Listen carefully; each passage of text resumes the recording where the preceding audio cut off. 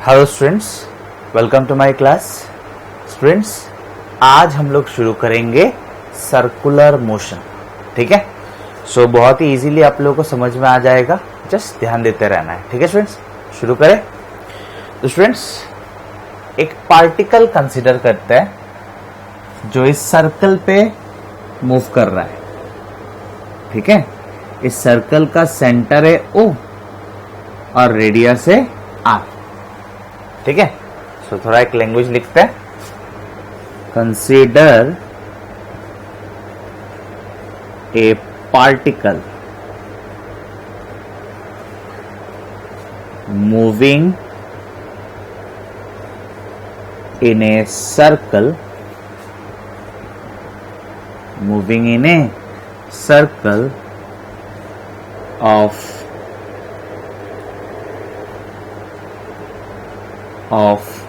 radius R and center O। ठीक है students, हम लोगों ने एक पार्टिकल कंसीडर किया जो इस सर्कल पे मूव कर रहा है। ठीक है ना, जिसका रेडियस है R और सेंटर है O। ठीक है, स्टूडेंट्स ध्यान देते रहना है। मान लेते हैं किसी एक टाइम t में पार्टिकल यहां पे है।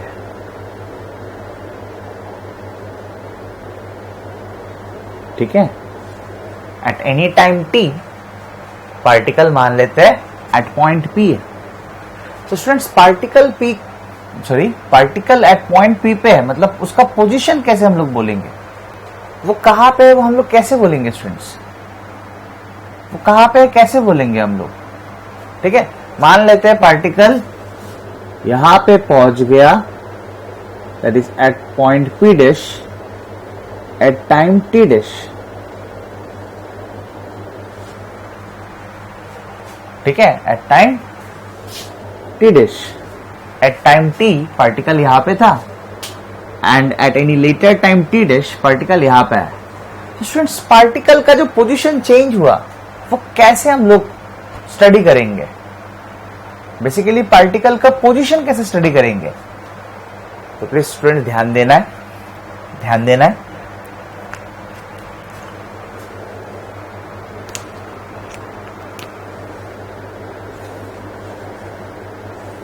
यहां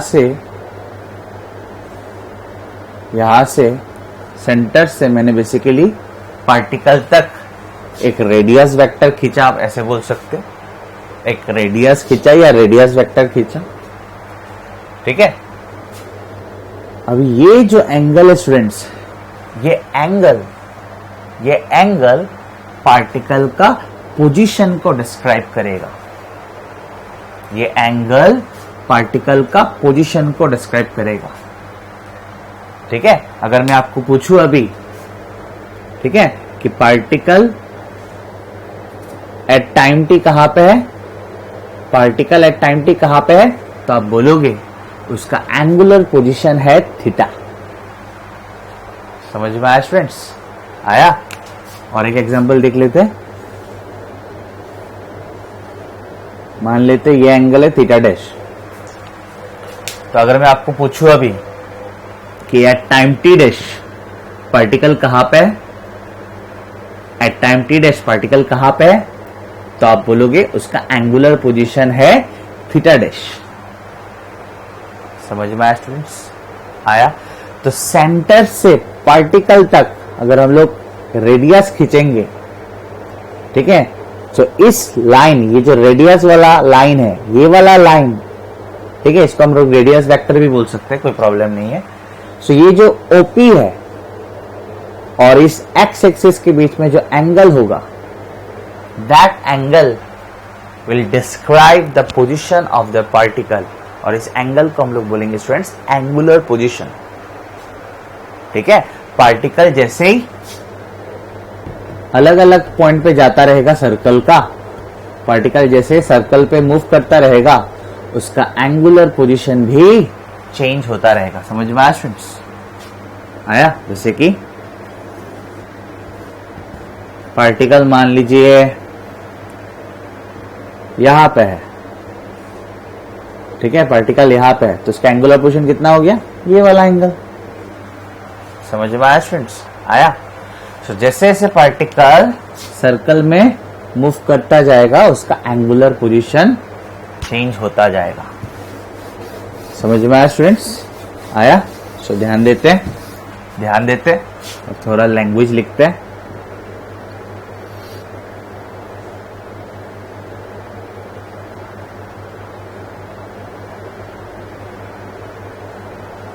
इसको रब कर लेता हूं।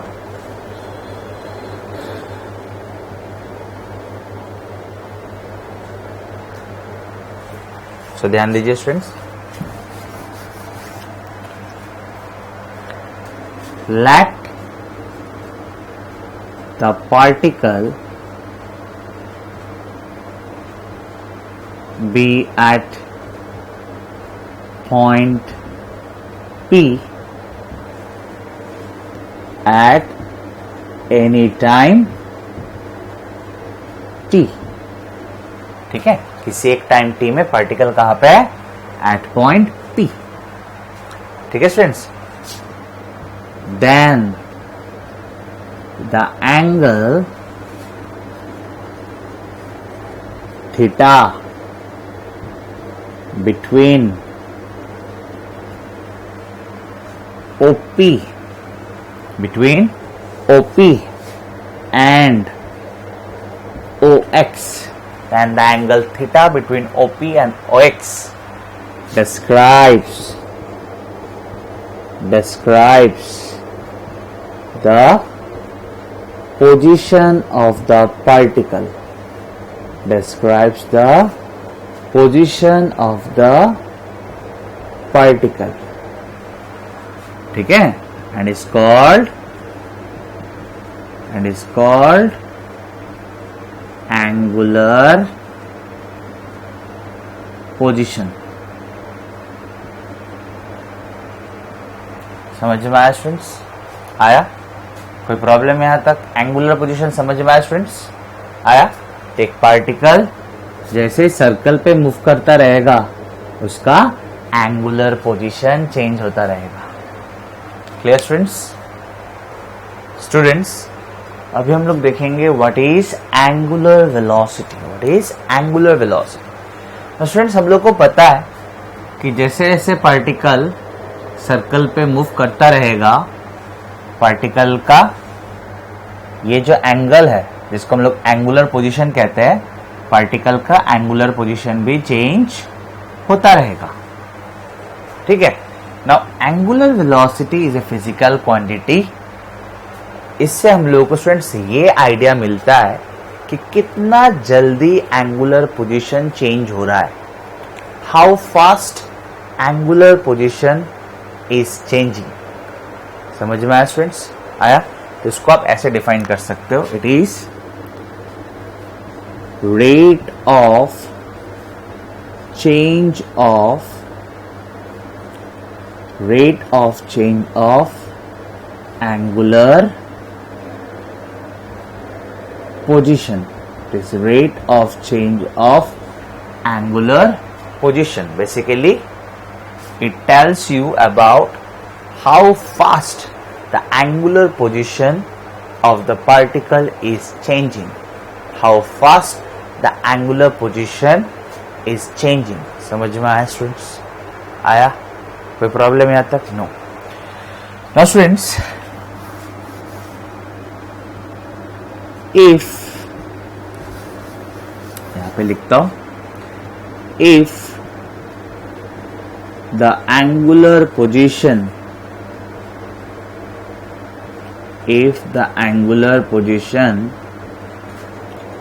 changes by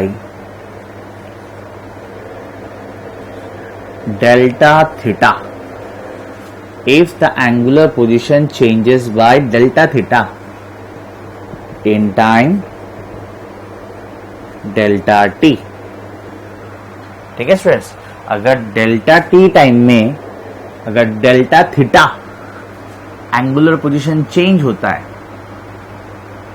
तो स्टूडेंट्स एवरेज एंगुलर वेलोसिटी क्या होगा, एवरेज एंगुलर वेलोसिटी क्या होगा स्टूडेंट्स? एंगुलर वेलोसिटी को हम लोग डिनोट करते हैं इस सिंबल से, इसको कहते हैं ओमेगा, इसको कहते हैं ओमेगा, ठीक है।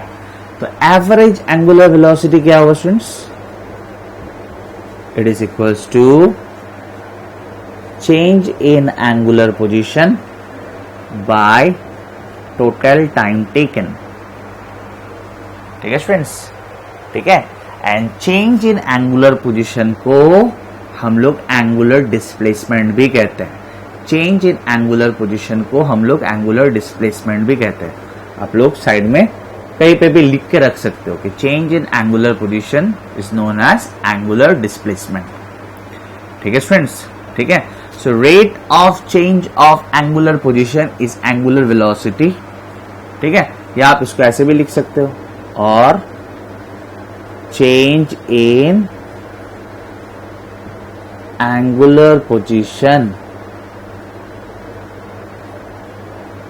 पर यूनिट टाइम, यूनिट टाइम में कितना एंगुलर पोजीशन चेंज हो रहा है, एक ही बात है। Rate of change of angular position या चेंज इन एंगुलर पोजीशन पर यूनिट टाइम बोलना एक ही बात है, ठीक है। तो मान लेते हैं कि इसका पोजीशन चेंज हुआ डेल्टा थीटा, डेल्टा थीटा, ठीक है। ऐसे मान लेते हैं कि ये यहां पे आया डेल्टा थीटा, इसका पोजीशन चेंज हुआ, डेल्टा थीटा इसका पोजीशन चेंज हुआ, समझ में आया ना स्टूडेंट्स? आया? डेल्टा थीटा इसका पोजीशन चेंज हुआ in time delta T, in time delta T, समझ में आया स्टूडेंट्स? तो डेल्टा टी टाइम में अगर delta theta angular position change हुआ तो यूनिट टाइम में कितना चेंज होगा? Delta T by delta theta by delta T. अगर डेल्टा टी टाइम में एंगुलर पोजीशन चेंज हुआ डेल्टा थीटा, तो यूनिट टाइम में कितना पोजीशन चेंज होगा? Delta theta by delta T. इसी को ही कहते हैं एंगुलर वेलोसिटी। समझ में आया स्टूडेंट्स? आया? आया? कोई प्रॉब्लम? नो। फिर से यहाँ पे आइए स्टूडेंट्स, हम लोगों ने कितना बार इंस्टेंटेनियस पढ़ा? यस और नो? तभी तो बहुत जल्दी समझ में आ जाना चाहिए, है कि नहीं? एक चीज ऑलरेडी मैंने समझा, इंस्टेंटेनियस समझा ना स्टूडेंट्स हम लोगों ने। सो इंस्टेंटेनियस मतलब क्या? किसी एक पार्टिकुलर इंस्टेंट में, किसी एक पार्टिकुलर मोमेंट में। सो प्लीज ध्यान दीजिए। Again, if the angular position, यहाँ पे आपको एक बार लिखना है students, average angular velocity comma इसके बाद ये वाला, ठीक है, ठीक है। If the angular position changes by d theta in time dt, if the angular position changes by d theta in time dt, थोड़ा सा एंगुलर पोजीशन चेंज हुआ इन टाइम dt, समझ में आ रहा है स्टूडेंट्स? तो यहां पे आप लिख सकते हो d थीटा, ठीक है, डी थीटा, ठीक है स्टूडेंट्स। और ये वाला टाइम क्या हो गया? ये हो गया time at time T plus D T, ठीक है, at time T plus D T. Last वाला में आप लिख सकते हो at time T plus delta T. So T से T plus delta T duration कितना हुआ? Delta T. सिमिलरली टी से T plus D T duration कितना हुआ? D T. टी से T plus D T duration क्या हुआ? D T. इस टाइम से इस टाइम को सब्ट्रैक्ट करेंगे तब ना ड्यूरेशन मिलेगा। यस और नो स्टूडेंट्स? यस। सो ध्यान देना students, if the angular position changes by D theta in time D T, ठीक है, देन आपको लिखना है लैंग्वेज, मैं और नहीं लिख रहा हूं। Then instantaneous angular velocity equals to क्या होगा students? d theta by dt, ठीक है स्टूडेंट्स। ये है इंस्टेंटेनियस एंगुलर वेलोसिटी, और you can say angular velocity at time t। Angular velocity at time t, ठीक है, and this is average angular velocity. समझ में आया स्टूडेंट्स? आया? नाउ स्टूडेंट्स, एंगुलर वेलोसिटी का यूनिट क्या होगा, ऐसा यूनिट क्या होगा? तो स्टूडेंट्स, आप लोग को याद होगा कि हम लोग एंगल को मेजर करते हैं इन रेडियन, इन एसआई हम लोग एंगल को मेजर करते हैं इन रेडियन। आपको याद होगा students, 180 degree is equals to pi radian, ठीक है ना? तो स्टूडेंट्स, टाइम मेजर करेंगे इन सेकेंड और एंगल मेजर करेंगे इन रेडियन, तो एंगुलर वेलोसिटी का यूनिट क्या हुआ? Radian by second, that is radian per second, ठीक है? तो आप ऐसे लिख के रखिए, द ऐसा unit of angular velocity is radian per second. Clear students? Students, अभी हम लोग और एक वेरिएबल देखेंगे जिसको हम लोग कहते हैं एंगुलर, क्या होगा स्टूडेंट्स? हम लोगों ने एंगुलर पोजीशन देखा, देन एंगुलर वेलोसिटी देखा, देन क्या आएगा? यस, एंगुलर एक्सीलरेशन, जिसको हम लोग डिनोट करते हैं अल्फा से, ठीक है स्टूडेंट्स? इस सिंबल का नाम क्या है? अल्फा, ठीक है स्टूडेंट्स? सो बेसिकली अगर एंगुलर वेलोसिटी चेंज हो रहा है, अगर एंगुलर वेलोसिटी चेंज होता है तो एंगुलर एक्सीलरेशन से हम लोग को ये पता चलता है कि कितना जल्दी एंगुलर वेलोसिटी चेंज हो रहा है, ठीक है? How fast angular velocity is changing, ठीक है स्टूडेंट्स? तो क्या लिखोगे इसका डेफिनेशन? यस, आप लोग खुद लिख सकते हो, it's rate of change of angular velocity, कितना जल्दी एंगुलर वेलोसिटी चेंज हो रहा है। Clear students? ठीक है, इसको आप ऐसे भी लिख सकते हो, और it is change in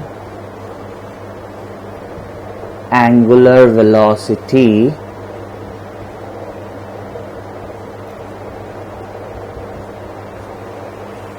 per unit time. It is change in angular velocity per unit time. ठीक है स्टूडेंट्स? now please concentrate, ध्यान देना है। if omega 1 and omega 2 are the angular velocities,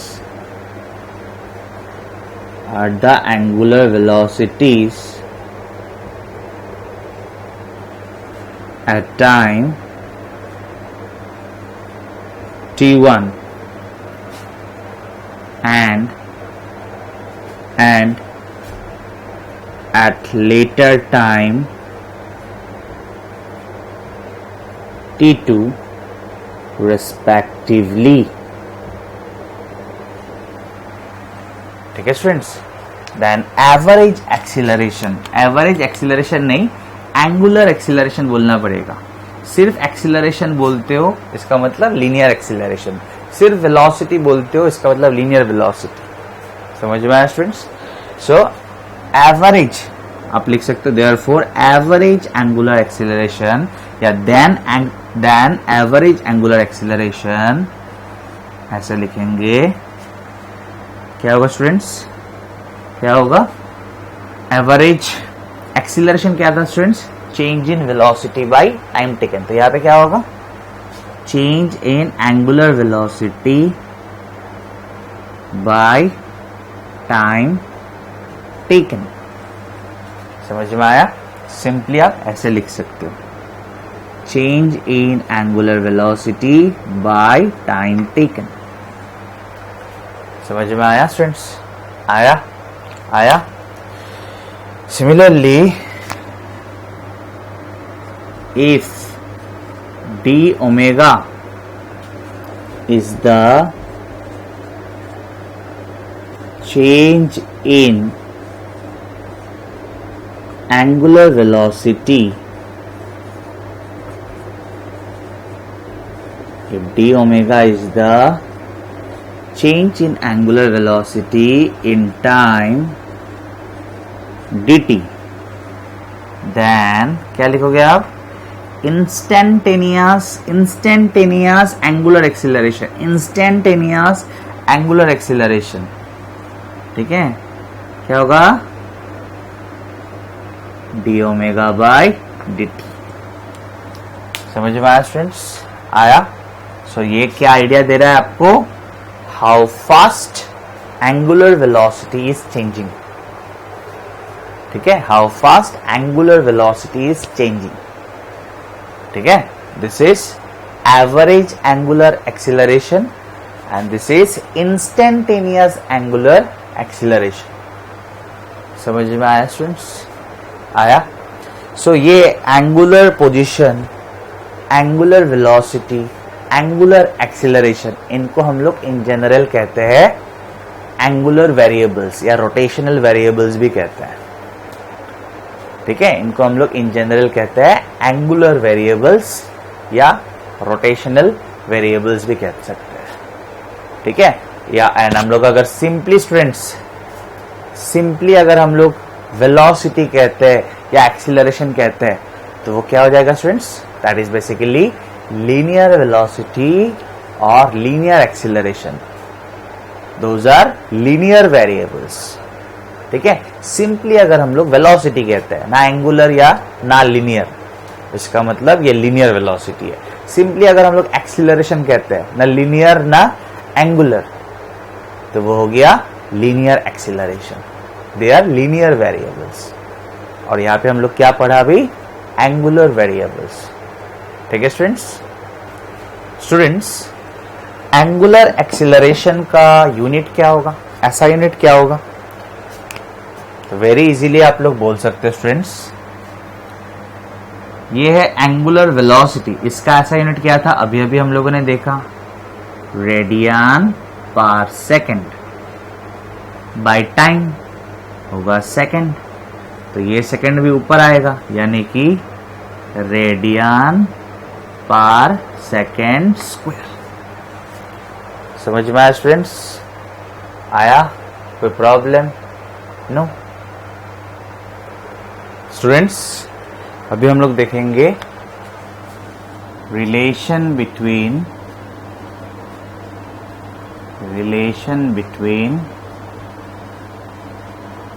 linear and angular velocity. The relation between linear velocity and angular velocity.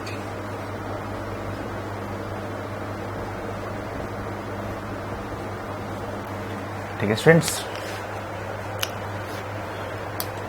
ध्यान देना students. तो मान लेते हैं पार्टिकल जो है ds डिस्प्लेस हुआ. ठीक है, थोड़ा ध्यान देना स्टूडेंट्स, ये वाला. ठीक है, ये वाला पार्टिकल जो है मान लेते हैं ds डिस्प्लेस हुआ इन टाइम dt. ठीक है, लैंग्वेज थोड़ा लिखते हैं. Consider a particle moving in a circle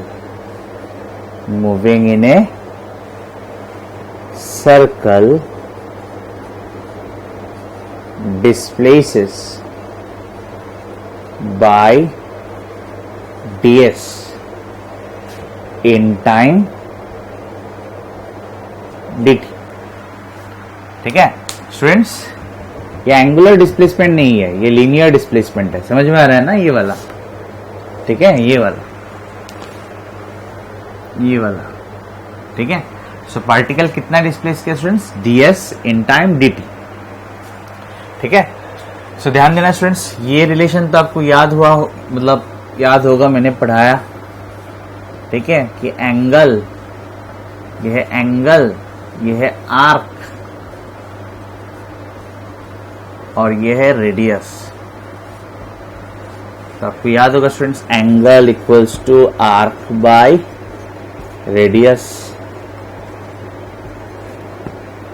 याद है ना। Where as angle is in radian, angle कौन सा यूनिट में है, रेडियन में। Angle equals to arc by radius, याद है ना स्टूडेंट्स, ठीक है। सो आप देखिए यहाँ पे, तो हम लोगों ने माना कि इन टाइम dt, t से t प्लस dt, t से t प्लस dt, तो ड्यूरेशन कितना dt, एंगुलर पोजीशन कितना चेंज हुआ d थीटा, एंगुलर पोजीशन कितना चेंज हुआ d थीटा, या कितना एंगुलर डिस्प्लेसमेंट हुआ d थीटा, ठीक है। और लीनियर डिस्प्लेसमेंट क्या हुआ ds, ठीक है। तो angle equals to arc by radius अगर लगाएंगे, angle equals to arc by radius अगर लगाएंगे तो क्या होगा students, d theta equals to ds by radius, यानी कि d theta equals to ds by r। समझ में आ रहा है ना, ये वाला, इसको मैं अलग से एक बार दिखाता हूं, शायद यहाँ पे क्लियरली नहीं दिख रहा है। ये है d थीटा, ये है ds और ये तो रेडियस है r। तो क्या होगा, angle equals to arc by radius क्या होगा, d theta equals to ds by r, d theta equals to ds by r। तो हम लोग लिख सकते हैं then angular displacement d theta equals to ds by r, ठीक है ना स्टूडेंट्स, और ds equals to r d theta, ठीक है स्टूडेंट्स। कोई प्रॉब्लम नो। और दोनों साइड में हम लोग dt से डिवाइड कर देते स्टूडेंट्स, दोनों साइड में हम लोग dt से डिवाइड कर देते, तो हो गया ds by dt equals to r d theta by dt। तो स्टूडेंट्स अगर आप लैंग्वेज में एक बार बोल पाएंगे तो आप आंसर आ जाएगा, ठीक है।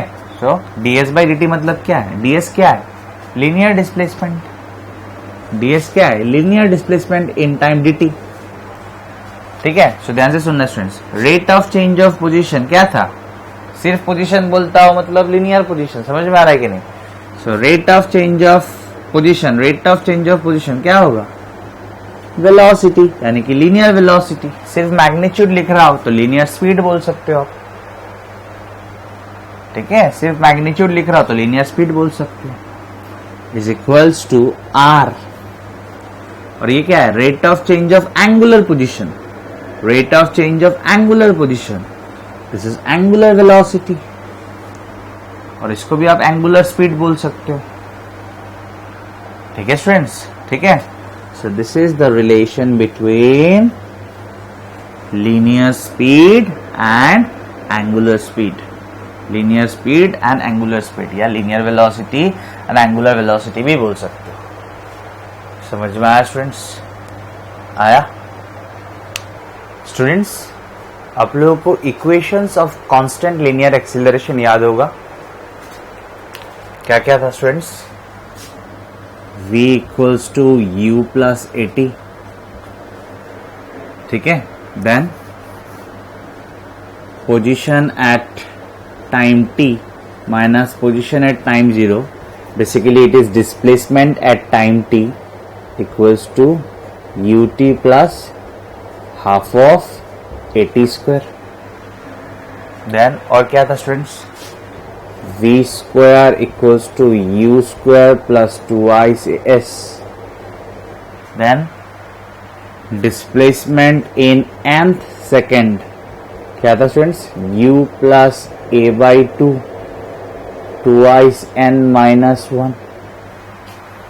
सो students these are equations of motion, equations of linear motion with constant acceleration. ठीक है, equations of linear motion with constant acceleration. अभी हम लोग देखेंगे students rotation with constant angular acceleration. Rotation with constant angular acceleration का equation. Rotation with constant angular acceleration का equation. ठीक है स्टूडेंट्स, तो स्टूडेंट्स हम लोगों ने देखा कि लीनियर वेरिएबल का रिलेशंस एंड एंगुलर वेरिएबल का रिलेशंस में काफी सिमिलरिटीज है, जैसे कि linear velocity is equals to rate of change of position. Similarly angular velocity equals to rate of change of angular position. ठीक है ना, linear acceleration equals to rate of change of velocity, तो यहाँ पे भी angular acceleration equals to rate of change of angular velocity. ठीक है ना स्टूडेंट्स, सो आप देख सकते हो लीनियर वेरिएबल का जो रिलेशंस है और एंगुलर वेरिएबल का जो रिलेशंस है वो सिमिलर है। तो स्टूडेंट्स यहाँ पे जैसे लीनियर मोशन में कांस्टेंट एक्सीलरेशन के लिए linear motion with constant acceleration जैसे इक्वेशंस आ रहा है, यहाँ पे भी एग्जैक्टली सेम ही आता है, एग्जैक्टली सिमिलर इक्वेशंस आता है। ठीक है, तो अभी आप खुद लिखोगे स्टूडेंट्स, ये क्या है, v equals to u plus at।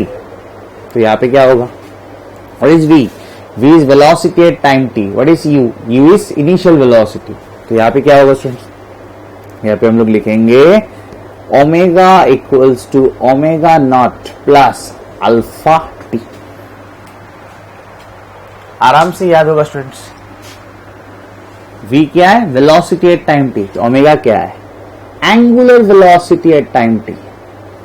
What is this, initial velocity, और वेलोसिटी एट टाइम जीरो, तो ये क्या होगा, angular velocity at time zero. Constant linear acceleration, constant angular acceleration. समझ में आया स्टूडेंट्स, आया सिमिलरली ये वाला लिख पाएंगे। ठीक है, ये क्या है, position at time t minus position at time zero, तो यहाँ पे क्या होगा, angular position at time t minus angular position at time zero equals to ut, angular velocity at time zero multiplied by time plus half of alpha t square. इसको हम लोग position at time t minus position at time zero s लिख सकते हैं, s equals to ut plus half of at square. What is S, it is displacement in time T. Similarly इसको हम लोग delta theta लिख लेते हैं, अब थीटा भी लिख सकते हैं। So it is angular position in time t equals to omega not t plus half of alpha t square. ठीक है students, velocity at time t, angular velocity at time t, velocity at time zero, angular velocity at time zero, angular velocity at time zero. समझ में आया students, अभी आप लोग ये खुद लिख पाओगे, क्या होगा इसका इक्वेशन, यहाँ पे it's omega square equals to omega not square plus 2i alpha. ये क्या है, ये डिस्प्लेसमेंट, तो यहाँ पे क्या होगा, एंगुलर डिस्प्लेसमेंट। समझ में आया देन ये वाला लिखते हैं, displacement in nth second. So displacement in nth second, displacement को मैं डेल्टा थीटा लिख रहा हूं। ठीक है, आप लोग सिर्फ थीटा भी लिख सकते हो, कोई प्रॉब्लम नहीं है। Is equals to initial velocity, तो यहाँ पे होगा initial angular velocity plus a/2, a के जगह पे होगा एंगुलर एक्सीलरेशन, देन ये तो सेम ही होगा, ये है डिस्प्लेसमेंट इन nth सेकेंड, ये है angular displacement in nth second. समझ में आया स्टूडेंट्स, तो ये सब इक्वेशंस आप यूज कर सकते हो in rotational motion if angular acceleration is constant. समझ में आया, जैसे कि ये सब इक्वेशंस हम लोग यूज कर सकते हैं in linear motion if acceleration is constant. सिर्फ एक्सीलरेशन बोल रहा हूं मतलब लीनियर एक्सीलरेशन। समझ में आया स्टूडेंट्स? आया? तो ये अलग से याद रखने का कोई जरूरत नहीं है। अगर ये वाला याद रह गया तो ये वाला तो खुद ब खुद याद हो गया। ठीक है ना स्टूडेंट्स?